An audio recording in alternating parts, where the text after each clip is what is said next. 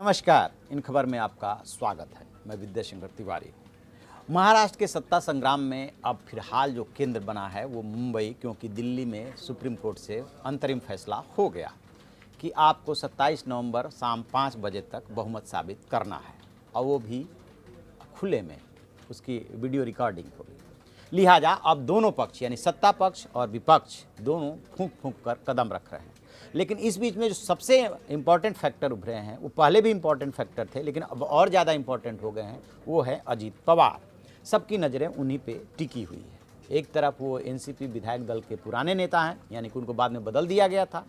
दूसरी तरफ वो उतने ही महत्वपूर्ण, जितने महत्वपूर्ण देवेंद्र फडणवीस के लिए बीजेपी के चीफ मिनिस्टर जो हैं, उतने ही महत्वपूर्ण वो एनसीपी के लिए भी है। और आज घटनाक्रम तेज़ी से घुमा।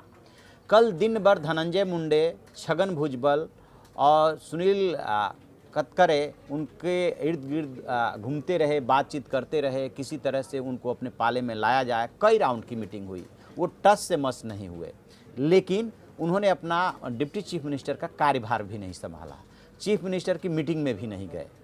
और आज बताया ये जा रहा है कि जो एनसीपी के चीफ हैं शरद पवार, उन्होंने उनसे फ़ोन पे बात की है। सुप्रिया सुले उनकी जो बेटी है, जिनसे उनकी राजनीतिक प्रतिद्वंदिता है, उनसे भी मुलाकात हुई है और भी एनसीपी के नेताओं से मुलाकात हुई है और बात हुई है। इसके बाद ये भी कहा जा रहा है कि वो देवेंद्र फडणवीस जो सीएम हैं उनसे भी मिले हैं, लेकिन उनका अगला कदम क्या होगा ये अभी किसी को नहीं पता। बट जो खबरें सोर्सेज के हवाले से आ रही है वो ये आ रही है कि चूंकि दोनों पक्ष की रणनीति सिर्फ और सिर्फ अजीत पवार पर टिकी है, इसलिए दोनों पक्ष उन्हें अपने साथ रखने के लिए एड़ी चोटी का जोर लगाया हुआ है। बीजेपी के साथ जाने में खतरा यह है कि विधायक सारे लगभग टूट करके एनसीपी के साथ आ गए, लेकिन बीजेपी उन्हें तुरुप के पत्ते की तरह इस तरीके से इस्तेमाल कर सकती है कि चूंकि जिस दिन उन्होंने समर्थन पत्र दिया उस दिन वो एनसीपी विधायक दल के नेता थे, लिहाजा वो भी व्हिप जारी कर सकते हैं। और व्हिप गलत है या सही है, किसको वो विधायक दल के नेता के रूप में रिकॉग्नाइज किया जा रहा है, इसका फैसला स्पीकर को करना है। तो सब कुछ इस बात पे डिपेंड करेगा कि स्पीकर कौन चुना जाता है। बीजेपी का स्पीकर चुना जाता है, प्रोटेम स्पीकर की बात नहीं हो रही है, बात हो रही है स्पीकर की, या शिवसेना, एनसीपी और कांग्रेस का स्पीकर चुना जाता है। जो स्पीकर चुना जाएगा उसी के हाथ में पूरी कुंजी होगी सरकार की। तो बीजेपी अभी भी बेशक उनके साथ विधायक न हो, उनको अपने साथ रखना चाहेगी, क्योंकि उन्हीं की बदौलत वो जितना डिस्प्यूट कर सकती है डिस्प्यूट करेगी। उन्हीं के बदौलत वो मामला कोर्ट तक भी जाता है तो लड़ने की स्थिति में होगी। अदरवाइज यदि अजीत पवार रिजाइन करके और एनसीपी के साथ आ जाते हैं, फिर बीजेपी की हार तय है, फिर कोई नहीं बचा सकता। दूसरी तरफ से क्या दिक्कत आ रही है, क्यों एनसीपी इतना प्रयास कर रही है, क्योंकि ये चौथी बार उन्होंने अपने चाचा से बगावत की है कि एनसीपी की दिक्कत यह है कि बेशक जयंत पाटिल को विधायक दल का नेता बना दिया गया और वो व्हिप भी जारी करेंगे, लेकिन यदि स्पीकर ने उनको नहीं माना, जैसा कि विधानसभा सचिवालय के सचिव ने इस बात को क्लेरिफाई किया है कि इसका फैसला स्पीकर करेंगे, तो यदि उनको नहीं माना तो एनसीपी की रणनीति धरी की धरी रह जाएगी। अब ये मामला चला जाएगा कोर्ट में।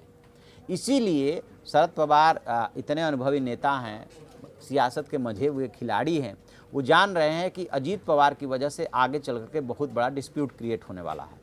तो वो दोनों वजह से परिवार का भी हवाला दिया जा रहा है, पार्टी का भी हवाला दिया जा रहा है, अपनी उम्र का भी हवाला दे रहे हैं। 78 साल के हो चुके हैं और अजीत पवार को भी लग रहा है कि चूंकि अभी तो उनके इतना मान मनोवल हो रही है और ये भी ऑफर दिया गया है कि 2.5 साल का सीएम का जो है पोस्ट दोनों को मिलेगा, यानी शिवसेना को और 2.5 साल उनको सीएम बनाया जाएगा। तो उन्हें आप वहाँ पर डिप्टी चीफ मिनिस्टर है, तो राजनीतिक रूप से भी आपके लिए फ़ायदे का सौदा है और इधर सरकार भी इनकी बन जाएगी, एक तरह से प्रतिष्ठा भी रह जाएगी। तो इस नाते एनसीपी उनको अपने पाले में खींचना चाहती है। तो आज का दिन और ये रात बहुत इम्पोर्टेंट साबित होने वाला है। जिस तरीके से 23 तारीख को 22 और 23 की रात में सरकार बनी थी, रात में गवर्नमेंट एट मिडनाइट, ठीक उसी तरीके से गवर्नमेंट ये जाएगी या रहेगी ये भी तय रात में ही होगा। और चूंकि चुनाव वाले रात को, यानी चुनाव से एक दिन पहले की जो रात होती है उसको कत्ल की रात बोलते हैं, तो ये भी रात कुछ उसी तरीके की साबित होने वाली है। क्योंकि कल सुबह से जैसे ही सत्र शुरू होगा उसमें तो प्रोटेम स्पीकर विधायकों को शपथ दिलाएगा और उसके बाद फ्लोर टेस्ट होगा। तो चूंकि 288 विधायक हैं तो शपथ दिलाने में टाइम लगेगा और उसके बाद फ्लोर टेस्ट होगा। तो जो कुछ भी डिसीजन होना है वो आज ही होना है। आज दिन भर का टाइम है और रात भर का टाइम है, उसमें डिसीजन हो जाना है। लेकिन जिस तरीके से अजीत पवार कल से सरकारी कार्यक्रमों से बच रहे हैं, 26/11 की बरसी पे भी वो उस कार्यक्रम में नहीं दिखाई दिए, जबकि कानूनी रूप से और संवैधानिक रूप से फिलहाल वो महाराष्ट्र के डिप्टी चीफ मिनिस्टर हैं। फडणवीस ने जो मीटिंग बुलाई थी उसमें नहीं गए। देवेंद्र फडणवीस से आज उन्होंने ज़रूर मुलाकात की है, क्या बात हुई नहीं पता। फिलहाल वो अपने भाई श्रीनिवास के साथ गए हैं, क्योंकि पारिवारिक झगड़े में जब वो अकेले पड़ने लगे थे तो भाई श्रीनिवास उनका साथ दे रहे थे, और इस पॉलिटिकल डिसीजन को लेने से पहले भी वो भाई के घर पे ही एक रात रुके थे। जब उनको ढूंढा जा रहा था उस दिन वो अपने भाई के पास ही थे। तो ये देखते हैं कि अल्टीमेटली क्या फैसला होता है, क्या पारिवारिक फैसला हो जाता है, क्या पार्टी में फैसला हो जाता है। क्योंकि यदि सुप्रिया सुले उनसे मिल रही हैं तो निश्चित रूप से इसका कोई मैसेज है कि भाई कोई झगड़ा नहीं है। अजीत पवार को का जो खून है वो अपनी तरफ खींचता है, या जो सियासत या जो सत्ता की भूख है वो अपनी तरफ खींचती है। किधर ऊँट जो है किस करवट बैठता है, ये आज का दिन और रात में तय हो जाना है। बहरहाल सबसे हॉट के जो इस समय है वो अजीत पवार ही है, क्योंकि दोनों पक्ष, सत्ता पक्ष और विपक्ष, दोनों की पूरी रणनीति अजीत पवार पे ही टिकी है। यदि बीजेपी फ्लोर टेस्ट में हार भी जाती है तो भी यदि उसकी कोई रणनीति होगी आगे लड़ने की या इसको डिस्प्यूट क्रिएट करने की, तो वो अजीत पवार के कंधे पे बंदूक रख के ही कर सकती है। और यदि एनसीपी, कांग्रेस, शिवसेना को करनी है, अपनी विजय हासिल करनी है और उसमें कोई डिस्प्यूट क्रिएट ना हो, तो उसके लिए भी अजीत पवार जरूरी है। अदरवाइज यदि 2 व्हिप जारी हो गए एनसीपी से तो वो एक अलग जो है कानूनी पेचीदगी पैदा हो जाएगी, जिससे कि एनसीपी, कांग्रेस और शिवसेना बचना चाहती है, और इसी वजह से जो है उनका इतना मान मनौवल हो रहा है।